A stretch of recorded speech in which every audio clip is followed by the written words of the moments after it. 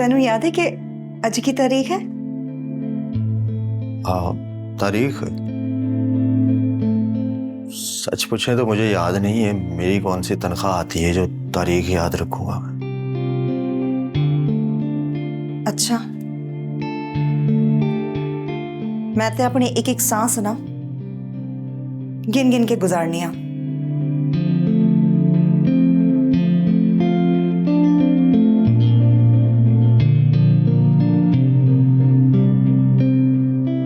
क्या मतलब है तुम्हारा?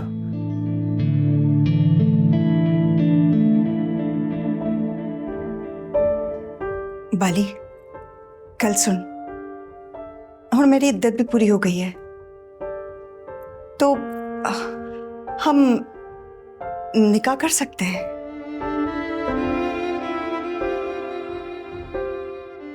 ये तो बड़ी खुशी की बात है। बाली, की होया? तेनू वेख के लगता नहीं है कि तुझे खुशी हुई है? लगता है कि तेरा दिल किसी और दे नाल है। नहीं, वो दुकान के मामलात में उलझा हुआ हूं। फुल पेमेंट भी कर दी है उसे और अभी तक दुकान नाम नहीं हुई है मेरी। बाली, मैं ते अपनी जिंदगी तेरे नाल कर चुकी हूं और तू है कि दुकान में अटका हुआ है। और है भी तो बड़ी कीमती। अच्छा, तो मुझसे भी ज्यादा कीमती है? देख रिफत, हर चीज की अपनी कीमत होती है रिफत। किसी की कम और किसी की ज्यादा। मैनू एक गल दस बाली, तू मेरे नाल ब्याह कब करेगा?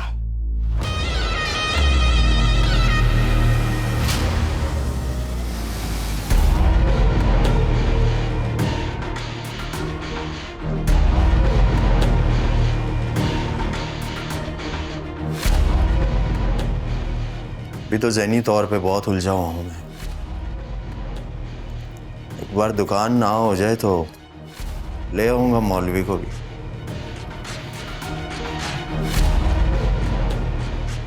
और अगर दुकान तेरे नाल ना हुई तो? जान से मार डालूंगा उसे मैं। तो घर भी देख लिया उसका और पूरी पेमेंट भी कर दी है उसे।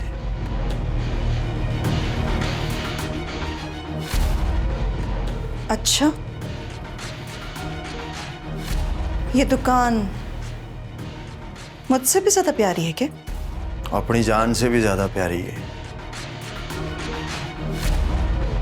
उसे हासिल करने के लिए मैं जान ले भी सकता हूं और जान दे भी सकता हूं।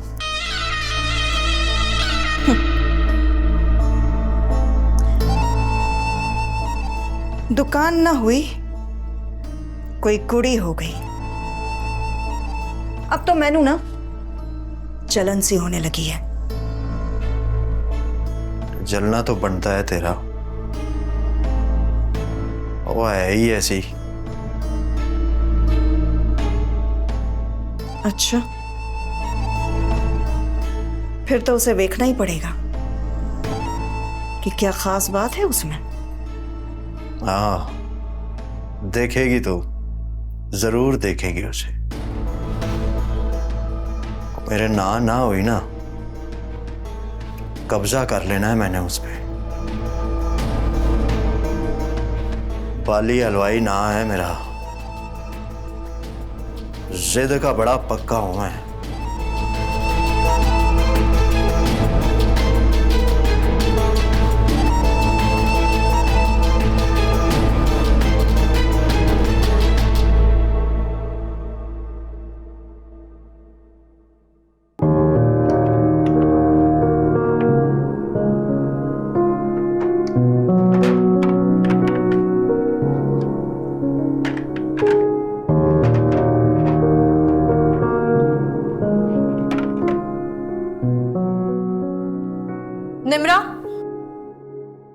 किचन से फारिग होकर ना मशीन लगाकर मेरे कपड़े धो देना। सारे नए सूट मुझे घर में पहनने पड़ रहे हैं।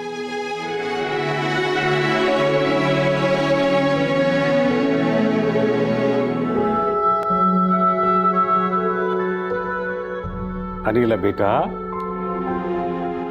निम्रा कपड़े नहीं धोएगी, उसकी तबीयत ठीक नहीं है। खालू, ऐसी कौन सी बीमारी हो गई है उसे?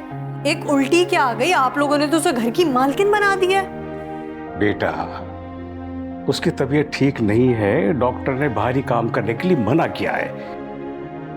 2-4 दिन आराम कर लेगी तो सब ठीक हो जाएगा। और बेटा, पहले उसने कब मना किया है किसी काम के ना करने का? जितनी फिक्र आप घर की नौकरानी की कर रहे हैं ना, अगर इतनी फिक्र आप घर की बहू की कर लेते तो।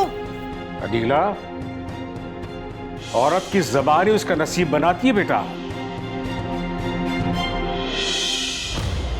कुछ बोलने से पहले जरा सोच लिया करो। वाह ससुर जी वाह, बहू की जबान पर एतराज करने से पहले अगर बेटी के बारे में सोच लेते तो अच्छा होता। सासू माँ ने आपको सब कुछ बता तो दिया होगा। ये तो सीधा सीधा पुलिस केस बनता है। एक लड़की की जिंदगी बर्बाद करने के जुर्म में आप सबको जेल हो सकती है। और मैं तो ना अदालत जाने का सोच रही थी, और अदालत आपके बेटे की मर्दानगी का सबूत मांगेगी।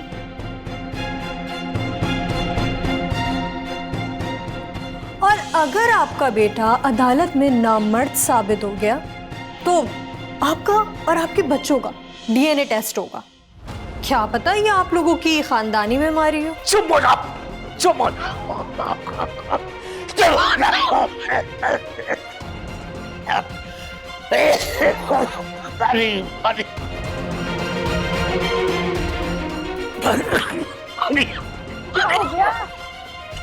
क्या हो गया? पानी पानी पानी पानी। ये ले पानी। अरे ये ले नूर जब तक इस घर में है ना, इसी तरह की नौसत रहेगी, मर भी नहीं जाती कहीं पर।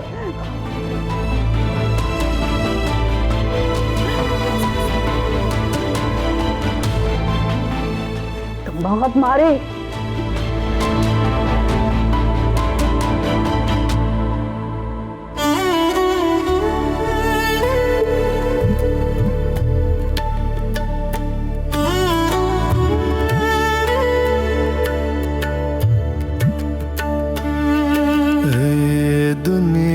दर्द दी मरकज है ये थम दर्द दी है निथबा बलदी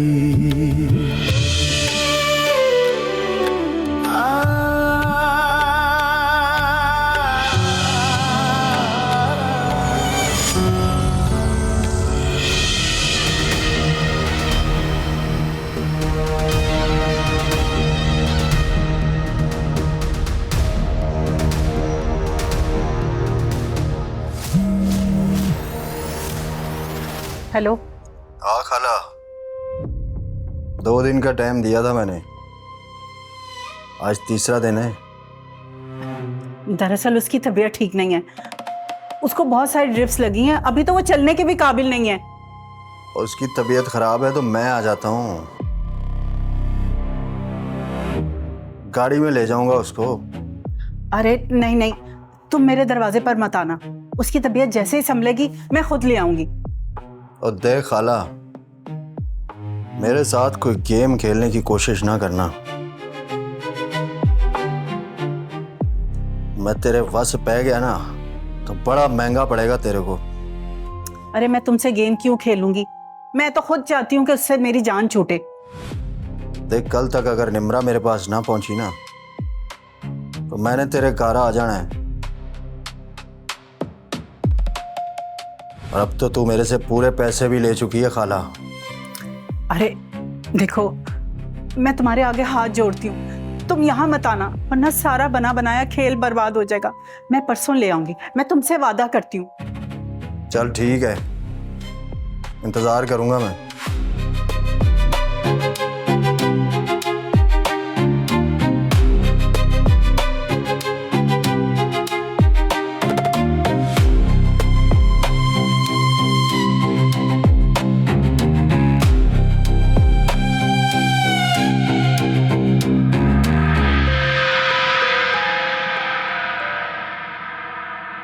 मुझे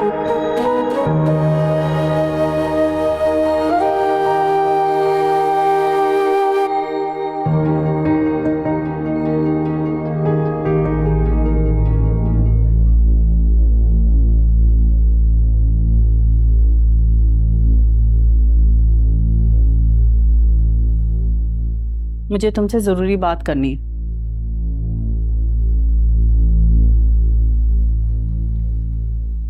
जी बोले। तुम्हारी वजह से मैं दादी बन रही हूँ, इस बात की मुझे बहुत खुशी है। मैं चाहती हूँ कि तुम्हारी अच्छी देखभाल हो और अनीला को भी पता ना चले। मेरी बात समझ रही हो ना? जी।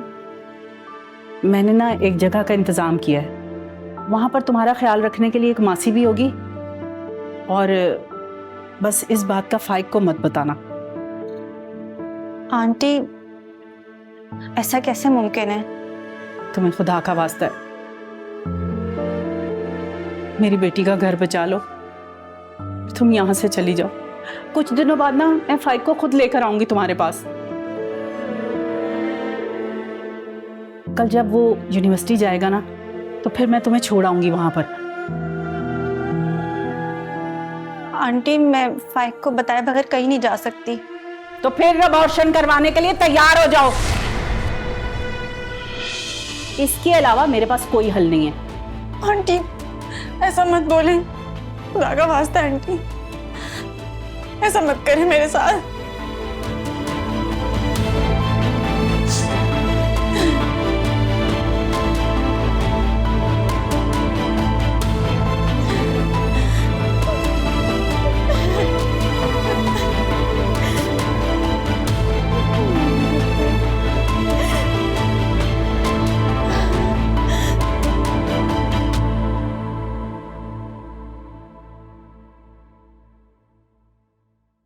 अम्मी, मैंने अपने ससुर को धमकी दी है अदालत में जाने की। अब मैं अदालत में जाऊंगी और साबित करूंगी कि फाइक नामर्द है। अरे अदालत में जाने की क्या जरूरत है, धमकी काफी है। मौका देखकर ना मैं तेरी फाइक से तलाक करवाती हूँ, और हाँ फिर जमाल से तेरा निकाह करा दूंगी। क्या ये इतना आसान है अम्मी? मैंने बताया ना तुझे कि खालदा आपा की जान ना निशा के अंदर है और वो मेरे कब्जे में है। तलाक की धमकी ना काफी काम आसान कर देगी अपने।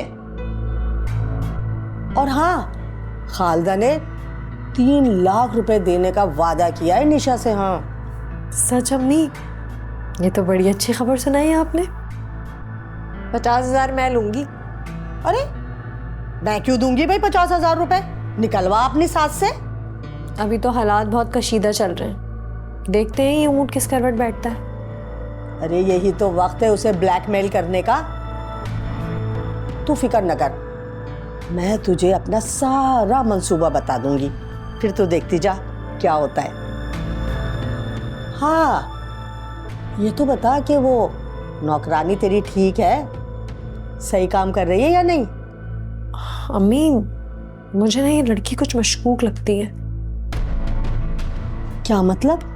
अम्मी निम्रा काम तो करती है, लेकिन घर वालों का रवैया ना उसके साथ नौकरानी वाला नहीं, मालकिनों वाला है। सब मिलके उसके ऐसे नखरे उठाते हैं जैसे कोई नौकरानी नहीं, घर की फर्द है। एक दफा उसे उल्टी क्या आ गई, फाइक उसे फौरन डॉक्टर के पास लेके गया, और हमारे ससुर साहब हैं कि उसे बेड से ही नहीं उतरने दे रहे। कहीं तो गलतफहमी में धोखा तो नहीं खा रही? क्या मतलब अम्मी? मैं समझी नहीं। जिस दिन तू इस घर में ब्याह कर आई उसी दिन वो भी आई, और फाइक ने अभी तक तुमसे अज़दवाजी ताल्लुकात भी कायम नहीं किए। कहीं ये लोग मिलकर हमें धोखा तो नहीं दे रहे? आपका मतलब है कि मेरा नया ड्रेस खराब कर दिया? इतना कीमती ड्रेस है ये, साला नौकरानी रखने से पहले से चीजें रखने की तमीज तो सिखा देती। क्या हो गया? सिर्फ चाय तो गिरी है, कोई किसी को ऐसे बोलता है?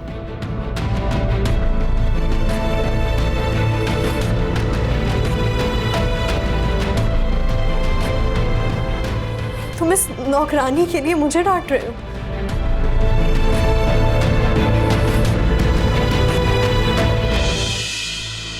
हाँ, फाइक ने शादी के पहले रोज ही मुझे निम्रा की वजह से डांटा था।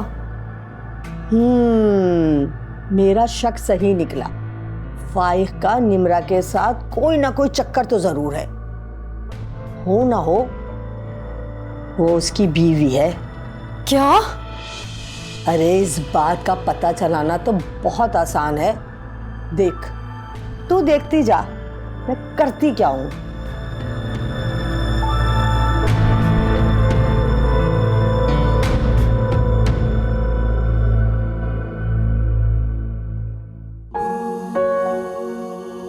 निम्रा के लिए रिश्ता लेकर आई हूं। लड़का मेडिकल स्टोर पर काम करता है। हाँ, बहुत जल्द ना अस्पताल में कंपाउंडर हो जाएगा। अरे बिन माँ बाप की बच्ची है, सच में बड़ा ही तरस आता है मुझे। मैंने सोचा शादी करा दूं, अपने घर की हो जाएगी तो ढेरों दुआएं मिलेंगी मुझे। आओ बहन, आओ बैठो, आ जाओ आ जाओ।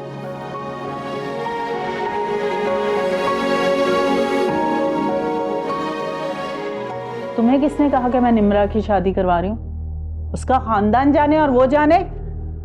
मुझे अनिला ने निम्रा के बारे में सब कुछ बता दिया है। बेचारी लावारिस है, बिन माँ बाप की बच्ची है। मैंने सोचा शादी करा दूं तो ढेरों दुआएं मिलेंगी। तुम कहाँ सोचोगी उसके बारे में? तुम ठहरी एक नंबर की कंजूस औरत। अरे मैंने सोचा मैं ही सारा सवाब कमा लूं। अरे अनिला बेटा, जाओ जाके जरा निम्रा को तो लेकर आओ। जी अम्मी। अरे अफशा बहन, इतनी जल्दी भी क्या है? हमें मुलाजमा की जरूरत है। अगर निम्रा चली गई तो घर के काम कौन करेगा? भाई साहब, एक बात कहूं आपसे, आप ना एक नंबर के खुदगर्ज लोग हो।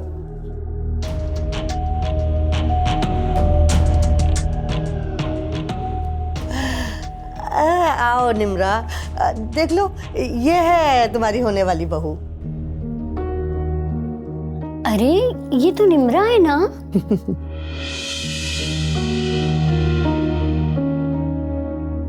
क्या मजाक कर रही हो मेरे साथ अफशा तुम? ये तो प्रेग्नेंट है।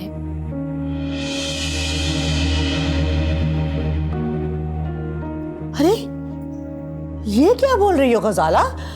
ये बेचारी तो अभी गैर शादीशुदा है। शादीशुदा है या गैर शादीशुदा ये मैं नहीं जानती, मगर ये प्रेग्नेंट है मैं जानती हूँ। और 2 दिन पहले ये एक लड़के के साथ मेरे क्लिनिक आई थी। क्या नाम था उसका? यही तो है वो लड़का।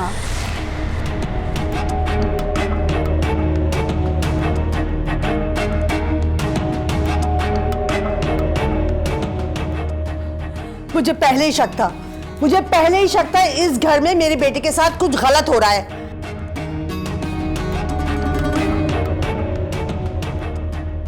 अरे शादी मेरी बेटी से और रंग रलिया इस नौकरानी के साथ।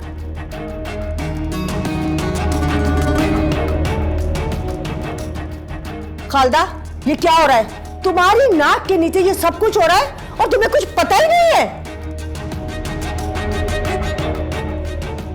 नहीं नहीं, ये फाइक का बच्चा नहीं हो सकता। ये तो इस काबिल ही नहीं है। अनिला, वो ना हो, ये शफीक अंकल का बच्चा है। अनिला,